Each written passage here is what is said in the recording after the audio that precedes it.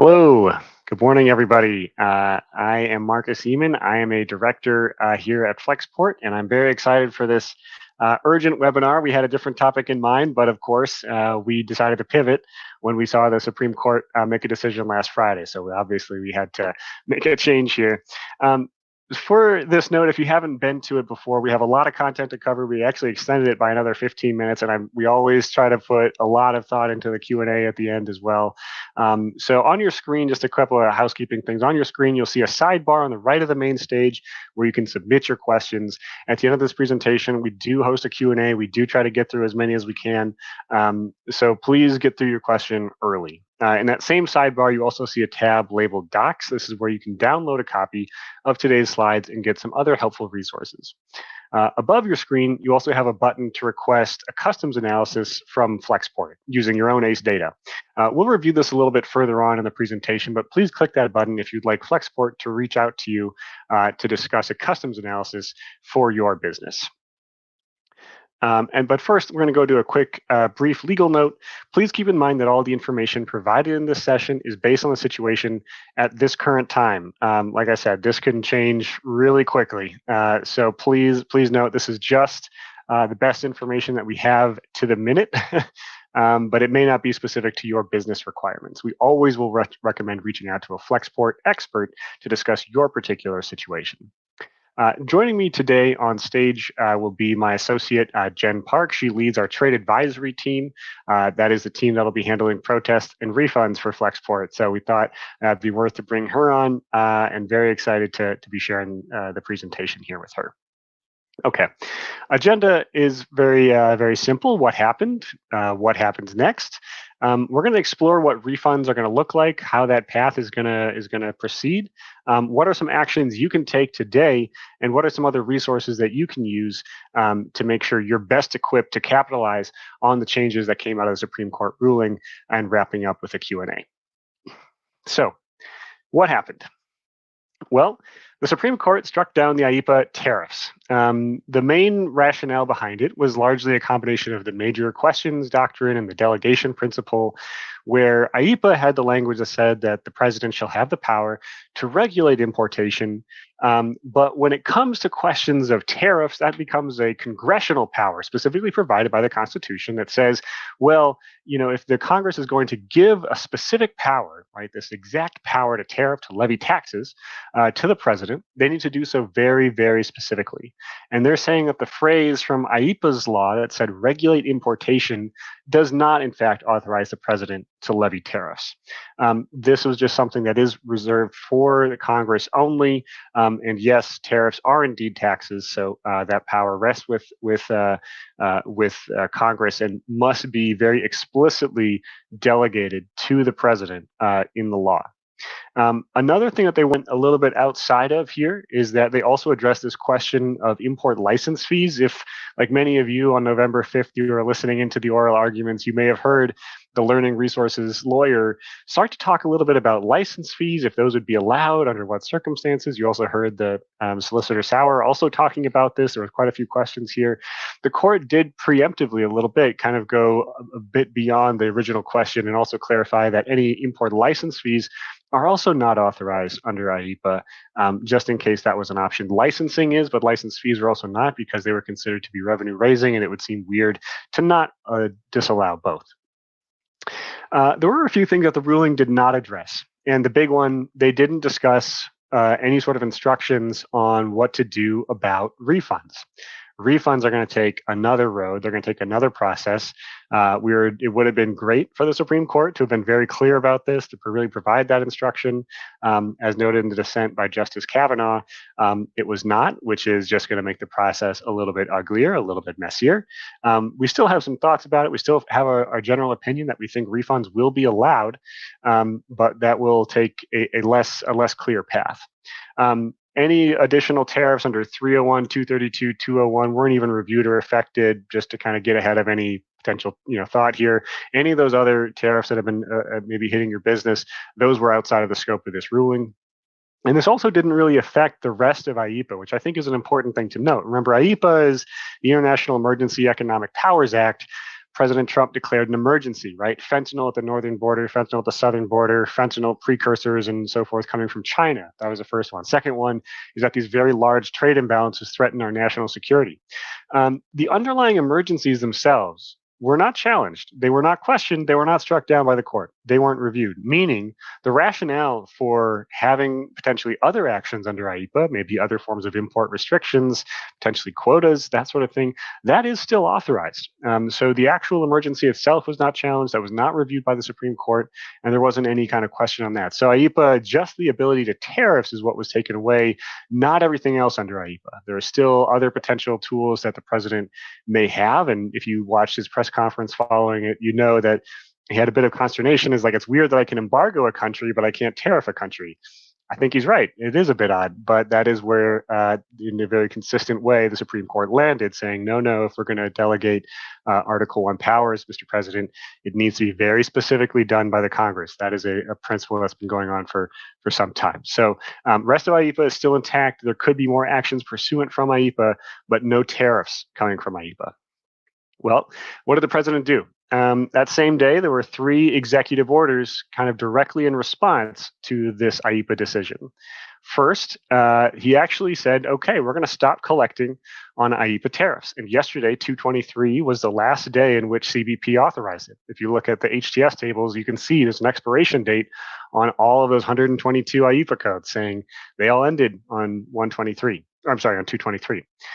That includes many things: IEEPA fentanyl, reciprocal, the Brazilian 40%, the Russian oil, the Cuba IEEPA that never was implemented, the Iranian IEEPA that was never implemented. All of those are a stopped collection. So that one is now currently in effect as of today. The second executive order reaffirmed that de minimis was still in fact banned. There is still a restriction placed on it here, but there has been a change to postal clearances. As you may know, if you were a de minimis importer, if you took part in Section 321, Type 86 entries, you know that you could file things under de minimis, you could get those clearances. Well, those are still banned, but postal entries were carved out. Now, they were carved out with fees between $80 and $200 or certain tiered rates depending on the country of origin. Those fees are now just a flat 10%, which is an interesting thing here. If you're a de minimis importer and you hadn't maybe moved all of your supply chain or infrastructure to the U.S. or nearshore or whatever, postal at 10% isn't the highest rate we've seen in a while. Maybe there's some consideration there.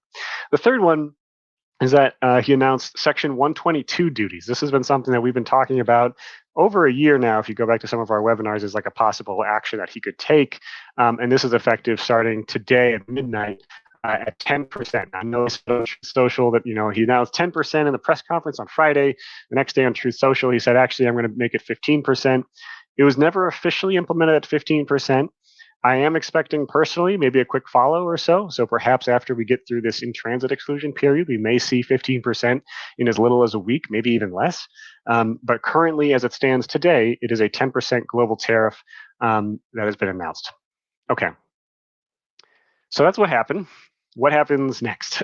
Well, we'll take a look at Section 122 tariffs. I'm going to really focus on this one here and a few other options before we get into the question of refunds for IEEPA. But we're going to talk about 122. The top line effects is a 10% rate, but I want to really highlight the stacking logic is the same as IEEPA.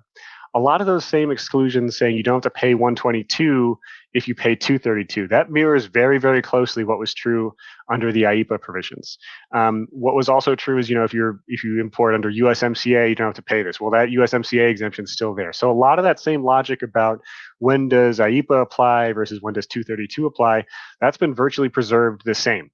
Just swap out 122 for IEEPA, but the same logic is still following. Second, this is only allowed to be authorized for 150 days. This statute is for balance of payments and only says, okay, this is supposed to be a temporary stopgap measure. The idea being Congress will then reconvene and come to some conclusion about what to do about some balance of payments crisis.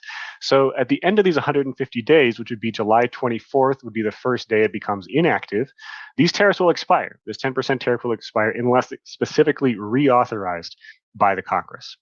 And the third headline number to know is 122. And this is shout out to any brokers on the call, shout out to any other people who have to audit your entries. We're seeing 122 IEEPA HTS codes being replaced by just 11 Section 122 HTS codes.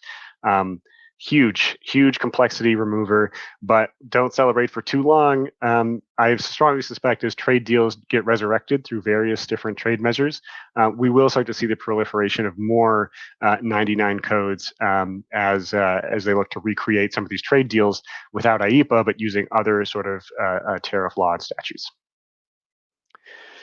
So Section 122 is a balance of payment kind of topic, right? The idea behind it saying that, okay, if you have some sort of major currency crisis, there's currency outflows that are really just devaluing the dollar, we can place some tariffs in place to sort of slow that process, stop some of the bleeding.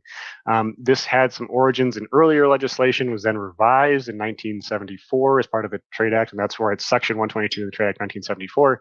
It came back into use as an option. It never had been used, but the idea behind it was concern over would there be some sort of panic when the dollar floated, leaving the gold standard, or we're going to have to see other forms of currency that have to get paid. This would be able to slow some of those outflows. That's where this sort of came from. So it's never really been used in this way. Now, as it's been implemented, like I'm saying, a lot of the things are the same as it was under IEEPA. Stacking rules still apply. There's still USMCA exemption. There's still Annex 2 naturally unavailable resources. ETROGs and essential oils used for religious practices are still exempted. Donations, informational exclusions, civil aircraft, all of those exclusions that were there under IEEPA are still existing under Section 122. There is, however, a little bit of a weird quirk, an in-transit exception that does go through February 28th. So if you may remember back to April or maybe February, if you were affected by the fentanyl tariffs, there is this in-transit exclusion, meaning if goods were in transit to the United States and they arrived between the 24th and the 28th, you don't have to pay Section 122. I was a little bit surprised, but there is in fact an exclusion for in transit on 122 as well. So certain products that had left in January via ocean is how CBP is going to interpret it. We'll chew the fat on that later. But if you had an ocean vessel that was on its way in January and it arrives between the 24th and 28th, you are exempted from Section 122 using an in-transit exclusion. It's very short-lived, just a little bit of a time here. After that, this goes away. Air shipments that are leaving today, you're too late. That won't be affected. And moreover, CBP, his current stance is that this only applies to the ocean mode of transportation, not rail, not truck, not air, not animal-borne. Sadly, just ocean for the in-transit exclusion. But it does exist for a few days here. Some of the side effects of 122 is that it's actually going to result in some higher rates for some of the trade deal countries in the short term. Because if you've been importing from the EU, if you've been importing from Japan, Korea, Great Britain, you'll know that they had certain trade deals that had lower rates, right? You saw potentially like this 15% capped rate for the EU, meaning, if you had a very expensive, polyester sweater, for instance, and you have your 32% rate, your IEEPA rate for the EU was 0 on that polyester sweater. But because it was setting sort of a 15% minimum, but the 122 logic doesn't really have that same capped rate as some of these trade deal countries, meaning if you were to have imported a polyester sweater from the EU 2 weeks ago, you would have paid the normal 32%. But if you're going to import that polyester sweater today, you would pay 32% plus this additional 10% from Section 122, a total of 42%. So this, until this gets resolved in some fashion, those key trade deal partners that had these capped rates, Switzerland is another one, Liechtenstein, right? They are not going to see maybe the benefits that they thought of. Emmanuel Macron already kind of made some comments in the press about this, saying, well, this isn't what we agreed to. We're seeing a few moments of that. We'll see how they navigate this change. I think the other difficulty of this is that there's just going to be more difficulty in deal making. Section 122 is a little bit blunt. It's deliberately short-lived. And in order for something else to replace it, there has to be investigation. There has to be other steps taking place here. This makes it harder for the administration to try to get more trade deals done, trying to use Section 122. Whereas IEEPA was very flexible. It was very strong. You could do a lot of things with it. You could sit right across the table from somebody else and negotiate and back it up. But that very flexible, very powerful tool under IEEPA for tariffs has gone away. And so 122 is just a little bit more limited in both in how much it can be, how much that rate can be, and also how quickly it can be in place and for how long can it be in place. And there's also some real questions about legality, right? This was for balance of payments, and the currency outflows in the United States aren't what they were. These aren't major problems here. There's still plenty of capital inflows coming in.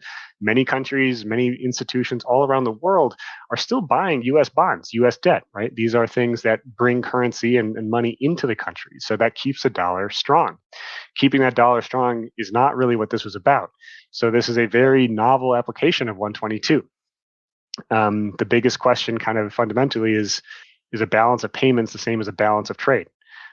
What happens to countries with trade surpluses, or maybe actually with capital current account surpluses or deficits? What do they get different treatment? There's definitely going to be some more hand wringing here, but it seems like they maybe know this, but they don't think there's going to be any legal remedy for these 150 days. So they can use different tariff actions to get more durable tariff actions in place to keep these duties intact. So I think even the administration knows this is very much a stopgap measure. Some of the comments made at a Washington trade conference the other day by administration officials do suggest, or by former trade officials, do suggest that they are expecting to see more investigations and to try to move them along quickly before 122 can expire, or before a court could potentially even strike down 122 in the same way they struck down IEEPA just on Friday. So there was a couple of questions that weren't immediately clear from this guidance. I think the first three that I want to talk about are what happens to FTZ goods, drawback, and other sorts of trade deals. So FTZ goods, IEEPA required most goods to be in privileged status unless otherwise exempted. So if you are an FTZ importer, we're just going to dive into your world here. Everybody else, take a quick drink of water. This is an interesting one because withdrawal now should be without the IEEPA duties because the IEEPA duties themselves were invalidated. But it's a very interesting question. How is customs going to be able to track? Will they even allow some of the technical changes for privileged status merchandise to actually have a change in HTS code at the time of withdrawal? We'll have to see. I was hoping to see if we had a weekly entry filed before this webinar. I don't have that yet. I should know next week. But we are going to be watching for this very closely to see, will customs allow for what kind of record keeping changes are we going to see? What kind of inventory tracking are we going to see when the privilege status on these previous IEEPA goods is no longer needed? Next one, drawback. Drawback, I would recommend getting very close with your drawback broker. You already should be, but if you haven't been already, you might need to. If you file drawback on IEEPA reciprocal, which you were allowed to, right? You couldn't do drawback on IEEPA fentanyl, but you are allowed to claim drawback on IEEPA reciprocal. There's going to be some manual reviews that happen, both by customs and your drawback brokers. If you know from maybe how GSP was reauthorized, or if you had 301 exclusions, there can be a little bit of a chance of double dipping here. There could be, or at least maybe a risk of it. Now, CBP has upgraded their systems in 2025 to try to catch some of these. They were looking for recon filings where maybe people are trying to claim drawback for a higher amount than they were allowed to. But this is something to take a look at. And I think there's a business question here about, do I hold off on drawback filing for a protest process with the CIT to try to get IEEPA refunds? That's a fair question. That interest payment that comes back on IEEPA refunds that doesn't come back on drawback is probably around 6%. That's a material difference. It's definitely worth considering. Do I want to maybe slow down my drawback filings just for a minute here to try to get a sense of how long it's going to take to get my money back by an IEEPA refund, rather than trying to claim this all back on drawback? Of course, with drawback, you still want to get your MFN duties back, which is fine. They're normal duty rates. You can still get back by a drawback. But when it comes to trying to get IEEPA money back, that's a fair question. And what will happen to the trade deals over the last year? The administration is going to try to recreate this, probably with at least two different measures and maybe even a third one, 338. But the question sort of becomes, how will other countries react to this kind of uncertainty? Do they trust the US to even be able to make a deal, let alone keep it? Are they looking at the legal analysis of these different trade statutes and wonder themselves, is this going to be allowed? It's going to be a lot more difficult for them to sort of have those agreements without that strong, flexible tool that was IEEPA. It's going to be much more difficult for them to enforce this and to keep this intact.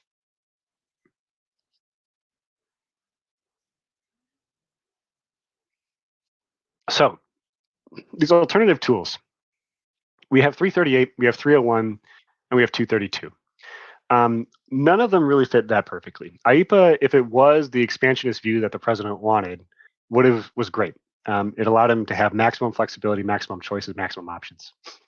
Section 338 is less perfect. 301 is less perfect. 232 is less perfect, but they are all very viable alternatives. 338 is for tariffs of up to 50% against countries that discriminate against products to the United States. There's at least one brief that was filed that said, hey, this actually fits like a glove. The president should be using 338. But the difficulty here is, how do you show discrimination against U.S. products? This is discrimination that's unique to U.S. products that other country doesn't discriminate against somebody else.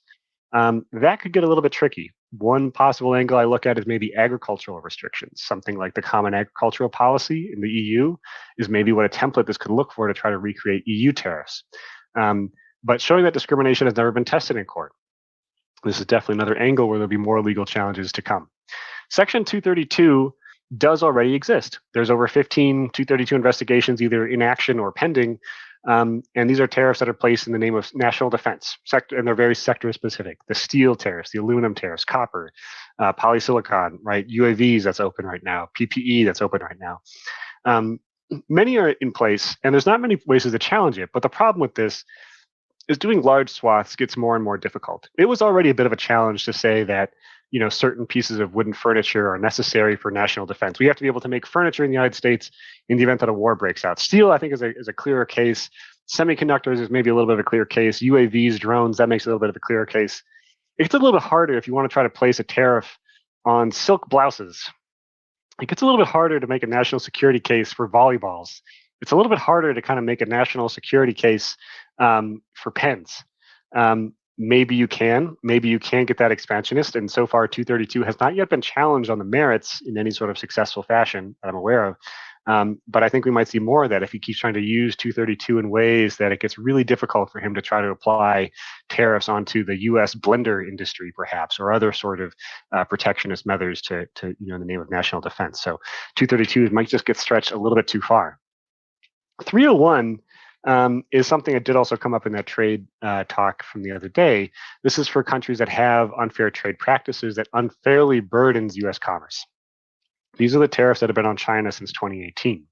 And so far, they've resisted some legal challenges. The first lists weren't even challenged. Lists 3 and 4A for China tariff folk remember 301. Those kind of are starting to dwindle here at the court. Even the APA challenges don't seem to be destined for success. I think it's the HTMX case. So seeing that, they seem to be a little bit more durable. They've been in place now for almost 8 years. So this seems okay as a possible option. It seems like maybe a possible place where they're going to go to. There is still an investigation needed, right? It'll take at least a minimum 30-day comment period, probably more likely closer to 90 days, 3, 4 months, 5 months maybe. But I think that timing works out pretty well with the 150-day limit on Section 122.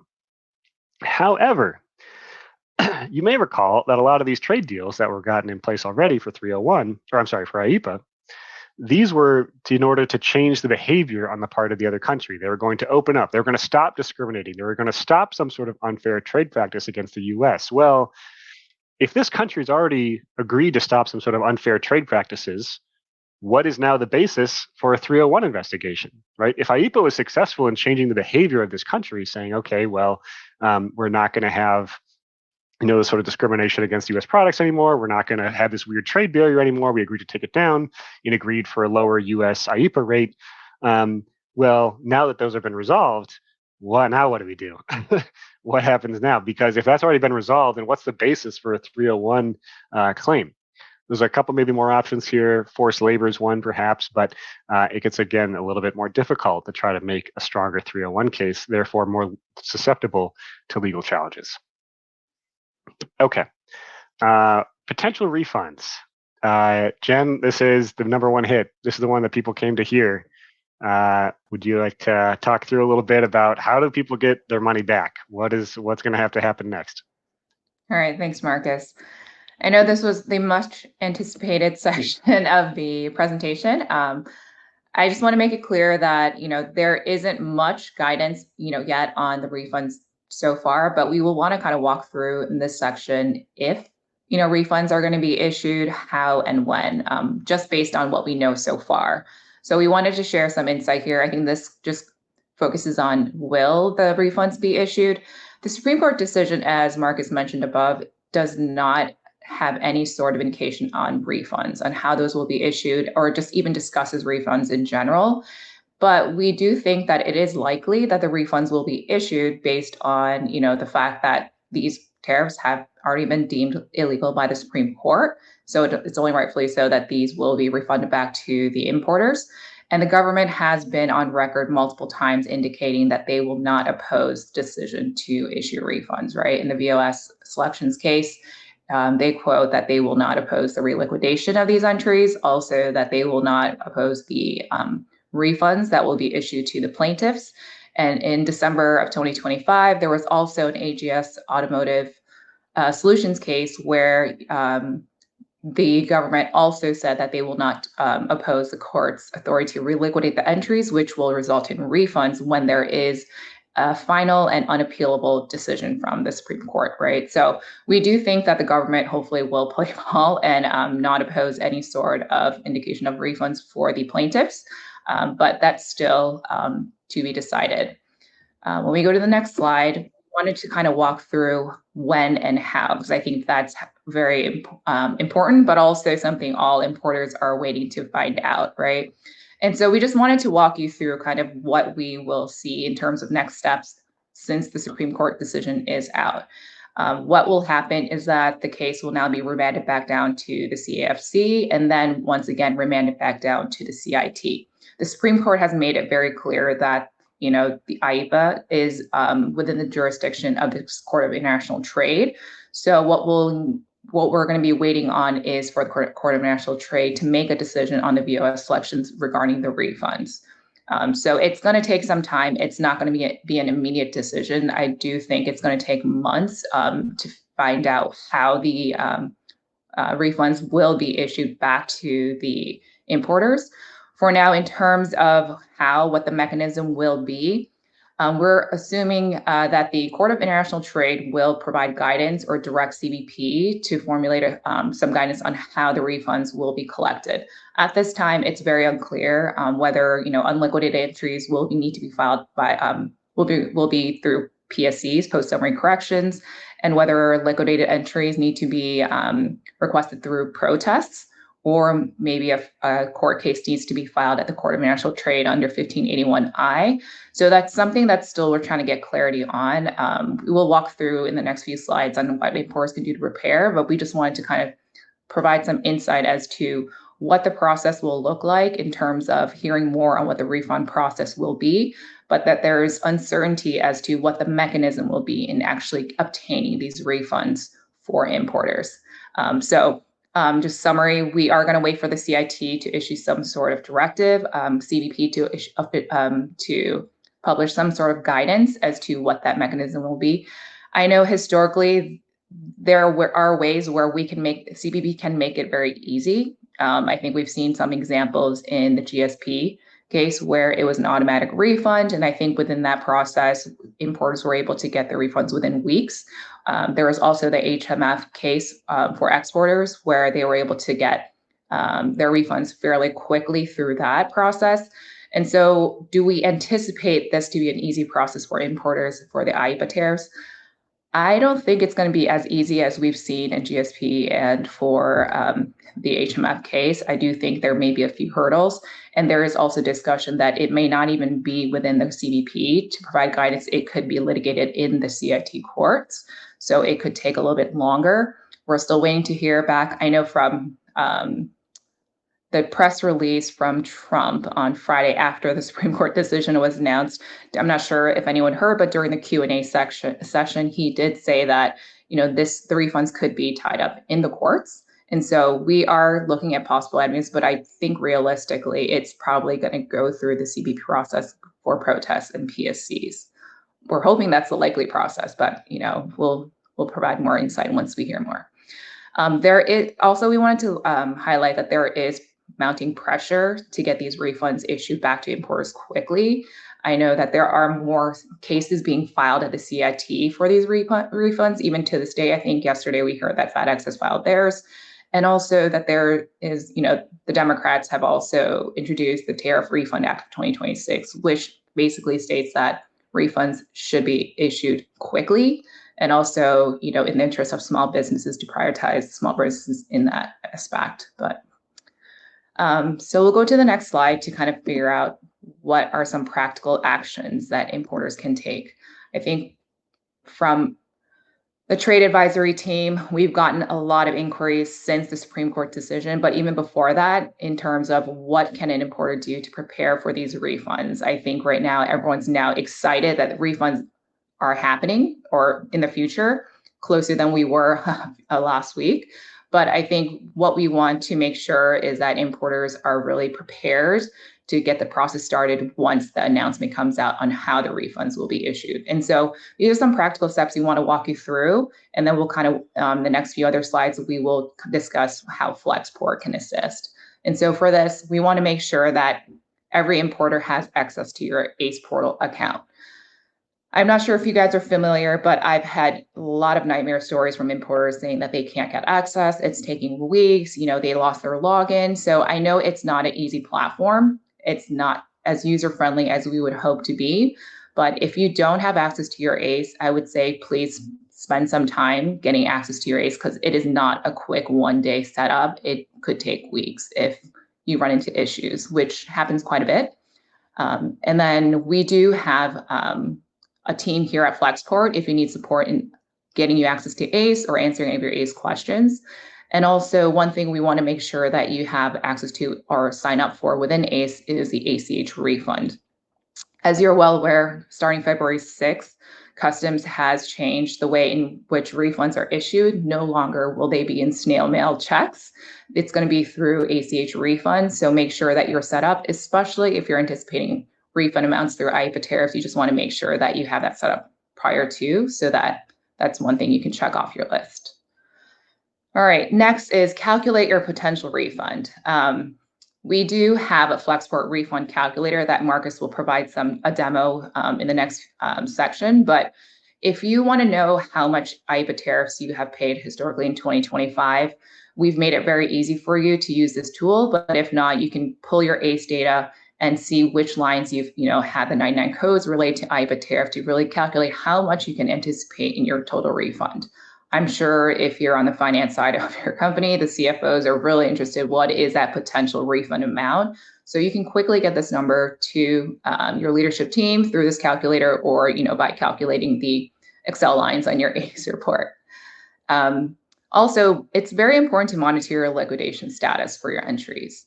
I think you want to make sure that you don't miss out on any sort of deadline to preserve your rights through refunds as you wait on a court decision or a CUP decision on these refunds. You don't want a position where you weren't paying attention and you figured out a few of your entries have lapsed and you won't be able to get those refunds for those entries. So it's at this time we're recommending all clients not to only pull your data but also monitor all those dates that are involved in order to make sure you're able to file those properly.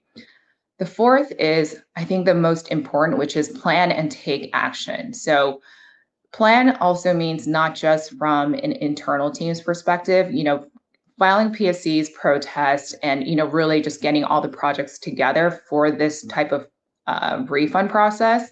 It does take a lot of resources and time. So you want to make sure that there's a dedicated person within your company that is going to take charge, especially if you're going to be filing refunds with a third-party broker. You're going to have to work with your other broker that's filing those refunds, providing entry packets, providing the data. So you just want to be able to have someone that's really dedicated to this process to own it.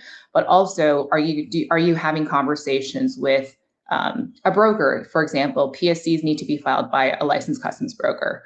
So are you having conversation, or an importer if you're a self-filer?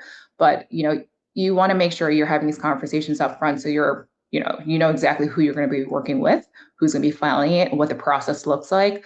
But also, if you have other vendors, suppliers involved in this process. You want to make sure that they're all kind of ready to go when the refunds are announced and not scrambling last minute. And the take action part is what I'll kind of discuss more in detail on the next slide. Okay. So first thing is obviously updating your broker instructions for future entry declarations. Even though IEEPA tariffs don't apply anymore as of today, I would just make sure that you validate with your brokers that this is actually being applied to your entries. Don't assume everything is working according to what the regulations state. You also want to do a broker check. So you may want to update your SOPs, broker instructions for how you want your entries declared. But second is since the refund mechanisms are not clear, like I mentioned, we don't know if a PSC needs to be filed for unliquidated entries, whether a protest or a court action needs to be filed for the liquidated entries. So as we prepare, there are things that, as an importer, you can kind of take action on today as we still wait for that decision is, if your entries are nearing a protest deadline. So going through the dates real quick, an entry liquidates around the 314-day mark, but you can file a PSC. A PSC needs to be filed within 300 days. If it's too close to that 314th day, it will not be processed. And so after an entry liquidates, you have about 180 days past the liquidation date to file a protest. And so if you want to make sure that if your entries have liquidated, that you're also monitoring the protest deadline.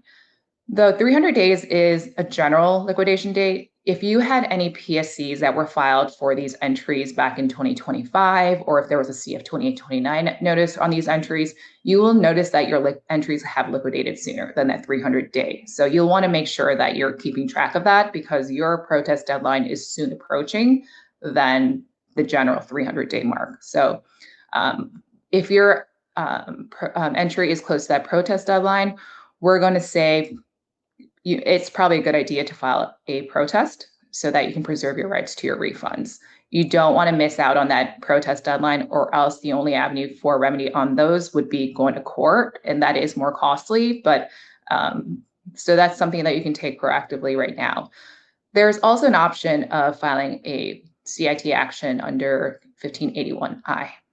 This is not an urgent need since there is a statute of limitations of 2 years to actually file a case at the CIT, starting from the entry date. So I believe you have until February 2027-ish to actually file a CIT case. So it's nothing urgent, but if you can, it's something that you can do. I know some clients are taking what they call a belt and suspenders approach, which is filing protests and filing a case at the Court of International Trade just to take all measures possible for reserving their refunds. So I think it is a business decision that needs to be made. Do you have the resources to do both? If not, I would say at the minimum a protest should be filed if you're getting near that protest deadline. And something to consider is that if you have someone that's filing a protest cannot be filed within a day. It's not a quick ask. So you want to have these conversations up front. If it's getting close to that 30-day, 2 months till that protest deadline, that's probably when you should start having those conversations, because it does take some time for your third-party consultant or whoever you hire to draft that protest language and get that submitted. All right. So the next few slides will discuss how Flexport can support the IEEPA protests and PSCs. The first one here is protests and PSCs for IEEPA refunds only. This is recommended for importers who have a strong history of compliance, who have maybe a trade compliance personnel who's really involved and understands all the data that's been declared. You've conducted regular audits, and you know that all your entries are very accurate in terms of the data on the underlying entries. So like classification, country of origin, all of that. This is great because it makes the IEEPA refund process a lot simpler. So I would say if you're in this boat, not only is the filing process, more time, less time to file, it's less costly, but it's just a simple filing in terms of you're requesting customs to pay back those IEEPA tariffs. So we can file those for our importers. I'll go into detail in terms of like our costs in the next few slides, but the way that we intake this project is we will ask you, are you confident in your data? Do you just want us to file refunds? If so, then we'll kind of put you in this fast track, lane. And then the second is, if you're not as confident in the data itself, if you know that you've already identified errors on your entries, or you don't have anyone really managing it, and there have been issues like you've received CF28s and 29s and have gotten some unfavorable decisions, then it probably makes sense to conduct an entry audit first. The last thing you want is requesting IEEPA refunds on entries where all the data is incorrect, and then you're requesting a refund for a certain amount. You don't want customs to come back and deny that PSC or protest claim just because of a different issue, such as classification. So if you're in the boat of needing to do an entry audit, I would recommend doing an audit first before filing all those refund filings, or just doing it at the same time. Okay. All right. I'm sure this is a big question that a lot of our clients ask in terms of what is our pricing for trade advisory to assist on these IEEPA refunds and PSCs. First question was, can you assist? And obviously I just said yes. And so the pricing itself, we've been able to build a customized tech solution for PSCs and protests. That's something that we've been working on just to make sure that if these IEEPA refunds do happen, we have a very efficient process in place to file as much as possible, but also accurately. So we actually updated our pricing so that we can offer competitive rate, but I think what we're offering here is something that we have a very customized solution where we help you put your data in a very standard format that makes the filings a lot easier and quicker for our teams. And so the rate that we're offering today is that there is a 10K minimum project fee, which I will discuss what is involved in that 10K. But and then there is a 3.5% on the total duty recovered. And if you're not aware that when you receive refunds on PSCs and protests from the government, you actually get not only your tariffs, but also interest back. And I believe the interest during 2025 was around 7%. Sorry, it was around 7%. So essentially the contingency fee that we're tacking on for our fees would essentially be from the interest that you would receive and not from the tariffs that you would get back.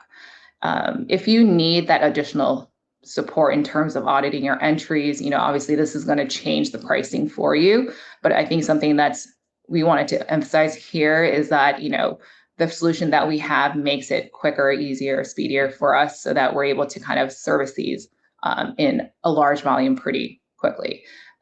And for those that are importers, I think we want to kind of showcase like the return on investment here. If you've been, asking your leadership for a trade compliance personnel, really focused on reviewing your entries, especially in 2025, because of all the chaos that's been happening on the tariffs, I think it does pay off because the contingency they're paying on these entries, knowing that your data is correct and you don't have to audit your entries, you're able to get a lower contingency on your refund. So you're essentially saving. I will explain what is involved in the 10K here.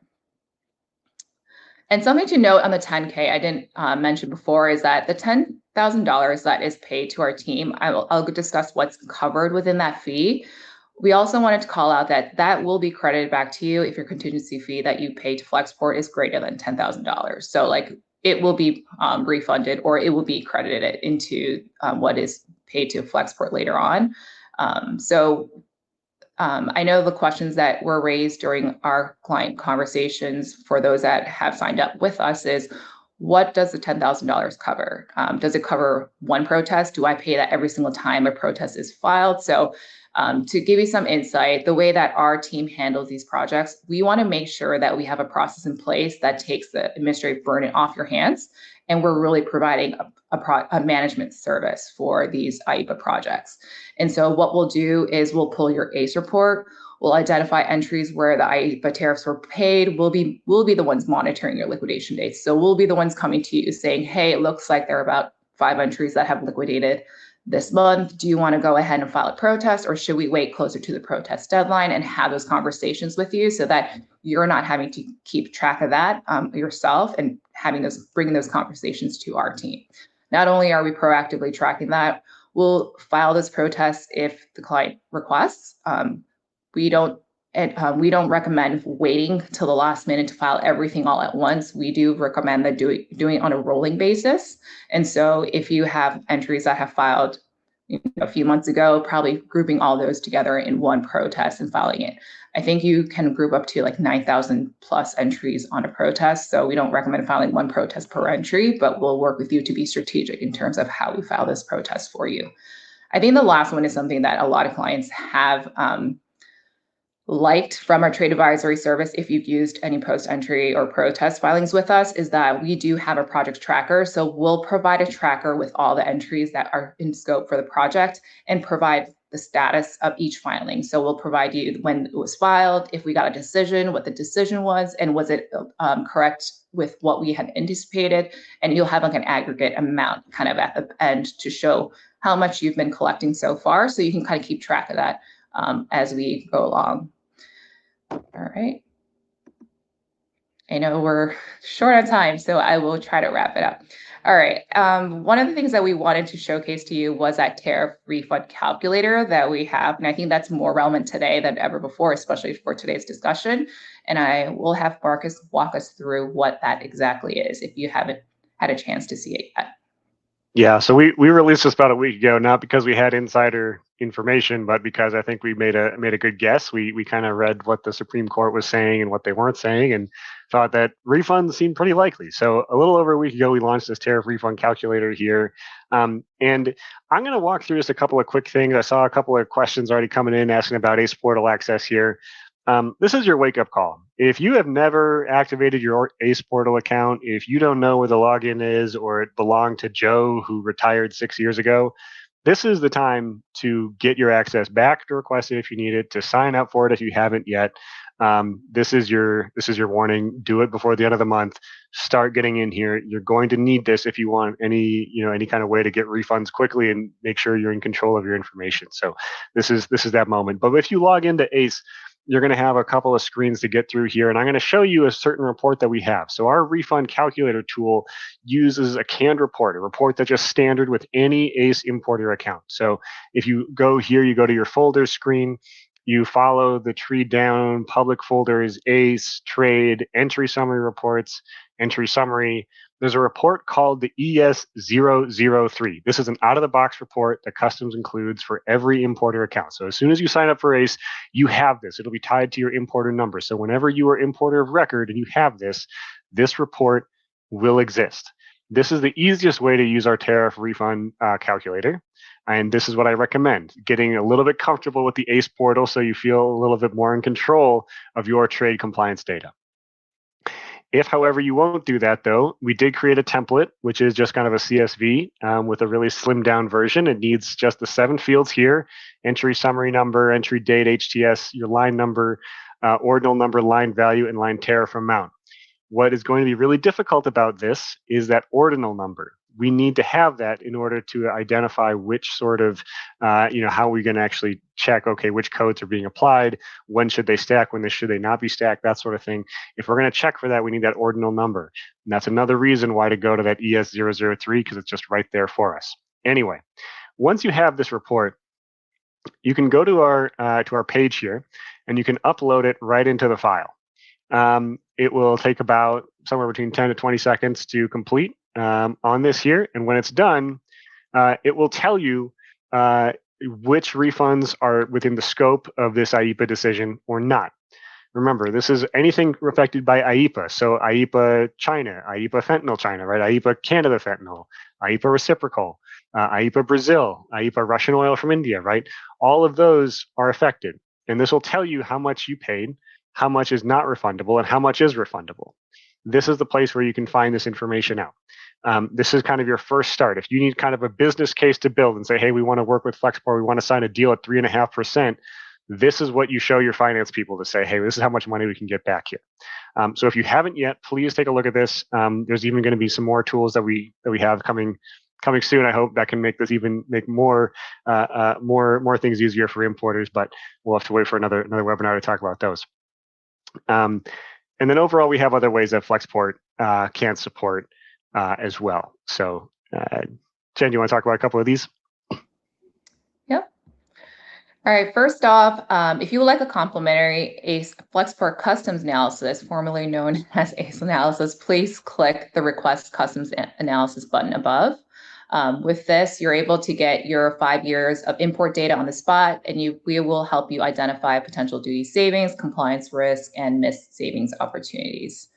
I know Marcus just walked us through the refund calculator, but we also have the Flexport Tariff Simulator. If you need some assistance, in identifying what your classification or the tariff rates for your classification are, even your landed cost, this is a great tool for the importers to use. I know this is being... And that calculator is updated, by the way, with the 122 information effective today. That's been updated, so that's all live data. Just make sure you watch your dates, but that is live and updated. Yep.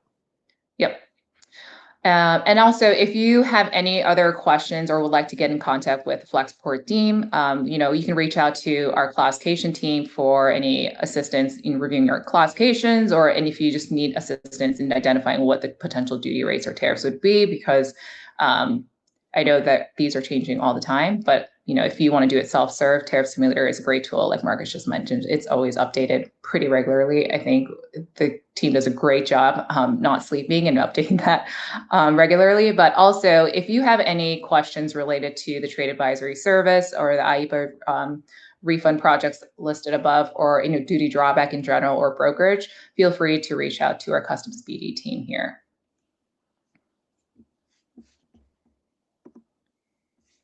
All right.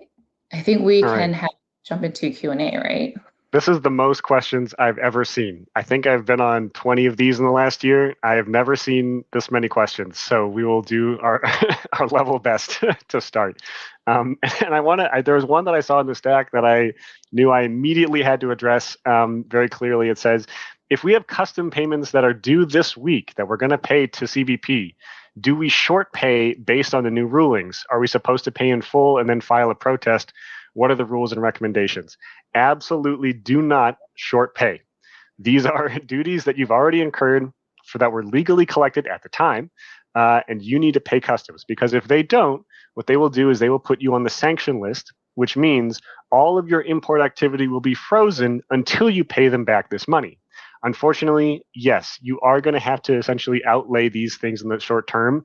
If any of you saw your statement charges go out earlier, you know that money was taken out of your account despite the Supreme Court ruling. So do pay those. Do not short pay those. Make sure you stay current with customs here. Let the refund process work.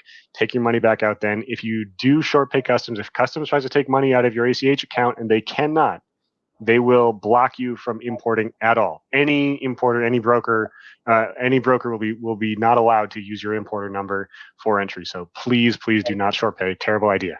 Okay. I got another one here at the top. I'm going to just jump on real quick. Are brokers seeing PSC rejections related to IEEPA removals?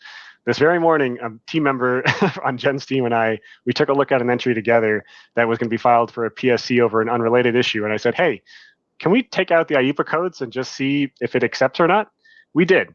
It was rejected. So at this time, we cannot file PSCs to refund it, which is in line with our understanding. That would have been remarkable had it gone through, but that is not something that is able at this time. PSCs are not able. It would be a protest route at this time. But Jenn, here's a question for you maybe here. Let's see. Could you know for sure how much duties you would pay long midterm with a binding ruling? So a binding ruling addresses only the current tariffs. So future tariffs could change. With the whole IEEPA Section 122, we don't know how quickly these tariffs will change for an importer. But I don't think a binding ruling would really apply to long term. It probably is more relevant to what it is today. All right, Marcus, question for you.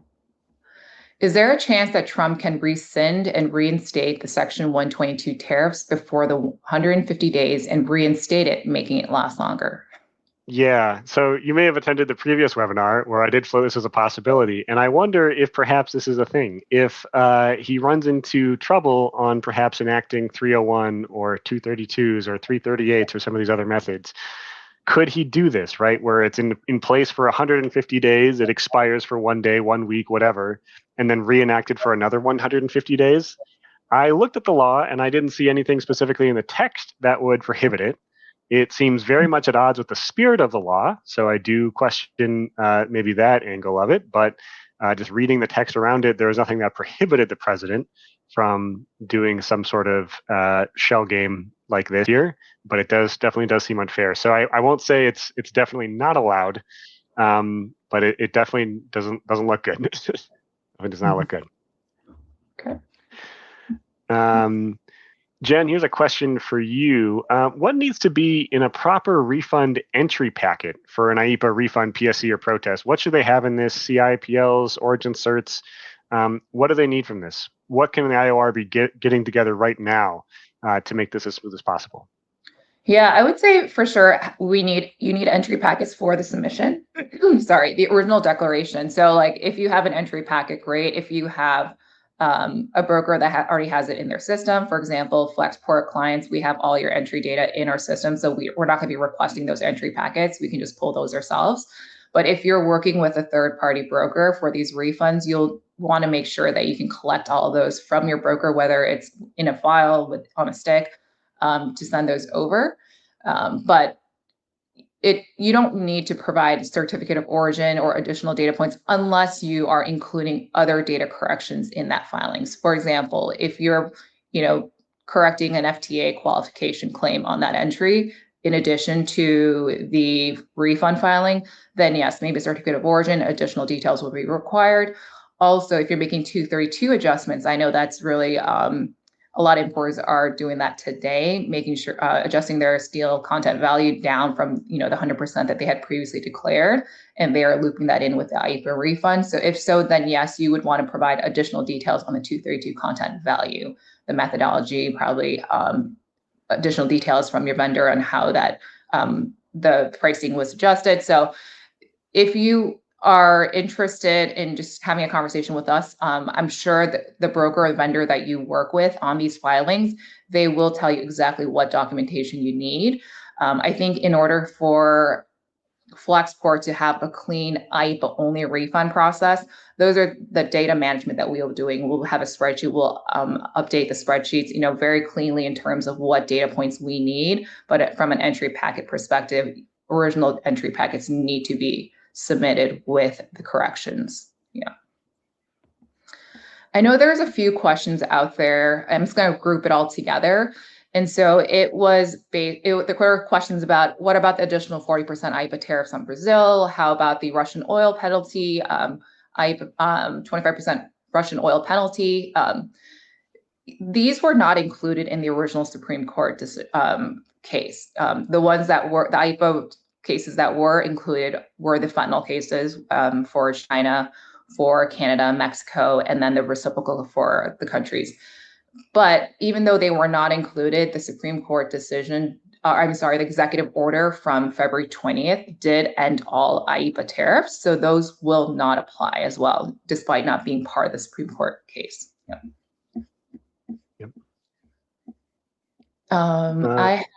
Okay, you want to go? Yeah, I think there's a couple of questions here just over on 122 that I'm just going to hit through real quick.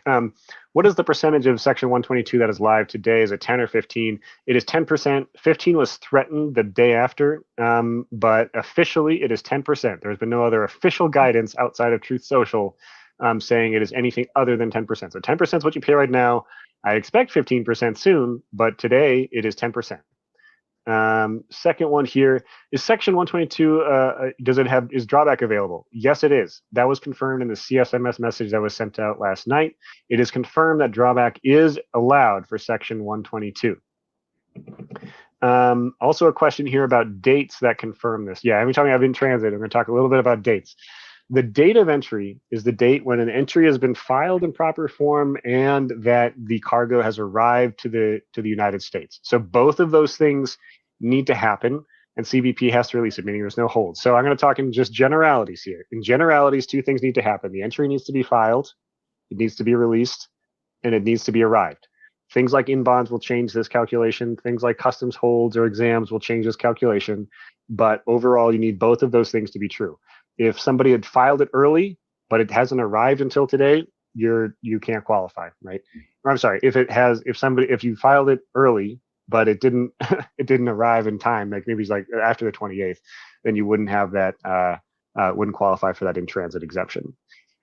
If, however, you did file it on time and within this window, then it would. But what you need to have happen is you need both of those events. You need both arrival and filing to have happened within the timeframes. Yeah. With caveats, but that's the general advice. All right. We're short on time, but I have a few questions. I think one of the questions I saw was on DDP. So for importers that had transitioned to DDP last year, hoping that their supplier vendor would help with the trade tariff costs, would they be allowed the refunds?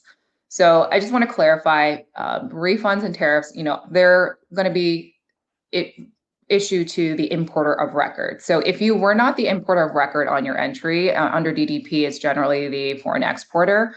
It's the exporter that's going to get the refund, not you, the U.S. company. So I'm not sure if you're going to be able to work it out with your exporter. That's a different conversation. But just to kind of clarify, the importer of record is the party that will get the refunds. And if you were not the importer of record paying those duties and tariffs, unfortunately, you will not be in a position to get the full refund amount if these are issued back.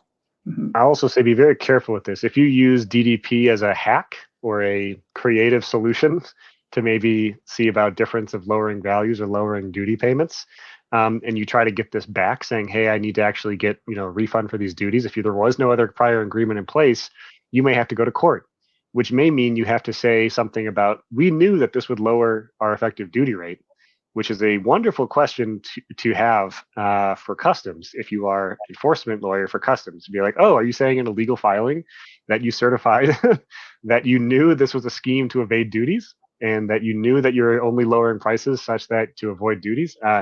Yeah, be very, very careful. If you went to like a DDP thing where you're just the U.S. consignee and now you want part of the refund pie, you probably have no right to that refund pie. And if anything, you even challenging it in court could really expose you to this. So be very cautious moving forward if you were one of those people who switched DDP. Says, what about the original China 25% tariffs from Trump's first term? Are those still in effect? Unaffected. That was under Section 301. No effect from those ones. That is still in place here. I also see some question about the country-specific free trade agreements as well. Some people saying, oh, is it stacking on top? So is it 10% plus the Japan 15% rate? No, that's not the case. So those trade deals are effectively nullified by this because all of those trade deals, the tariffs were pursuant according to IEEPA. Well, IEEPA doesn't allow for tariffs. Therefore, those trade deal tariffs are also now gone. So right now, if there was a 15% on Japan, 15% cap, now it's just a flat 10% on anything of Japanese origin, anything EU origin, anything Korean origin. There's no, those deals are now over. There's also been no effect to Section 232. I saw that as a question. So it's not a stacking like the announcement of India was 18%, Bangladesh 19%. It's not 18 plus 10. It's not 19 plus 10. It is just 10 until the president can try to shore up those existing agreements with some other tariff measure like the 232, like a 338, like a 301.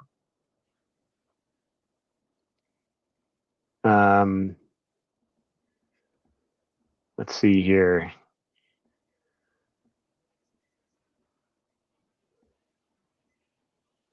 Okay, seeing a lot more on the dates here, which I think I covered already. Let's see. Are refunds guaranteed? I don't think so. No, but Jen, do you want to maybe qualify that a little bit more? Are refunds guaranteed? No, at this time, nothing is guaranteed. We know that refunds are likely going to happen based on what we've have heard from the government not opposing issuing refunds if there is a decision from the Supreme Court that these tariffs were unlawful.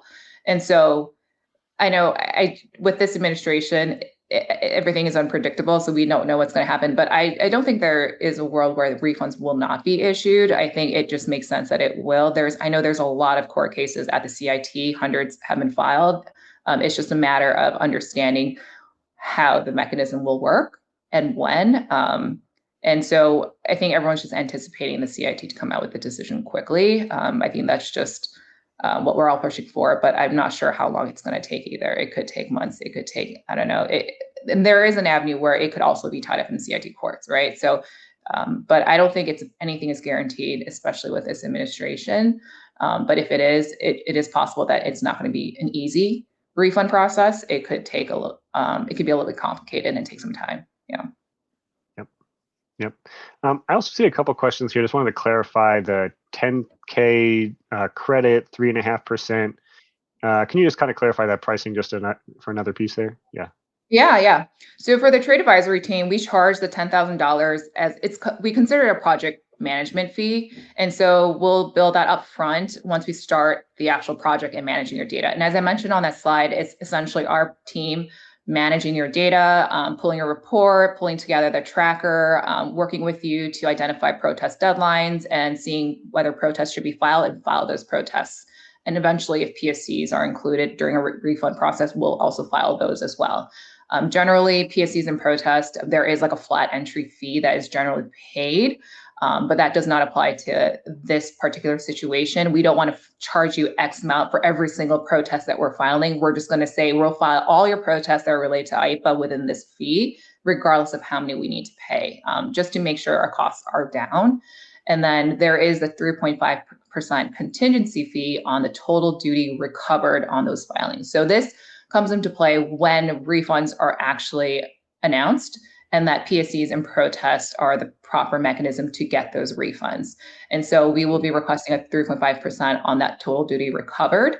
And if your total duty recovered is going to be above $10,000, or sorry, up to a certain point where the fee that you have to pay the trade advisory team is over $10,000, we will issue that $10,000 back. So it'll go back into your pocket and we'll essentially take it out of your refunds. So it makes it a little bit easier for that, but it's just kind of like the work we do up front. We just want to make sure that, our costs are covered, but, we eventually want to pay that back to you because we're just focused on the contingency aspect of the project. Okay. So essentially that's just like a 10K minimum. It's like if your refund is so large that our fee, the revenue to Flexport, is over 10,000, then we just take the higher of that one. But the 10,000 minimum is upfront just to kind of cover the sunk costs of doing some analysis and to kind of get the ball rolling. But it's essentially a minimum. Is that right? Yes, that's true. Okay. And yeah, I think that I see some other questions here. Is like, hey, is this just for everybody, or who is this for? Yeah, this is for everybody. So even if we've never worked with you before, if you've never heard of us, if this is your first webinar, welcome. But if you've never worked with Flexport, these don't need to be Flexport entries. We will work on everybody's entries. Go ahead and bring your data, reach out to us. All right, I think there was a question that came in. It says, if the ACE portal is not yet ready, can Flexport pull the report for us and proceed with the protest filing? Yeah. Marcus, correct me if I'm wrong. If you are a Flexport client, I believe we do have access to your data, so we should be able to start the process. If you are not an existing Flexport client and we don't have access to your ACE, then I think it becomes difficult for us to understand the scope of the entries that would need filing. But do you have any insight on that? Yeah. No, that's pretty much it. Is that we do need probably you to have access, because then what we're talking about cross-account access, meaning you can share your account access with Flexport. That's really what we'd want, so that we could go in autonomously, pull the reports we need to pull. Jen can pull the reports that she needs to set up a project for you. That's really what we'd look for. But we can go into, if we have a deal in place, we're working together. Yes, we will go in and we can access those reports.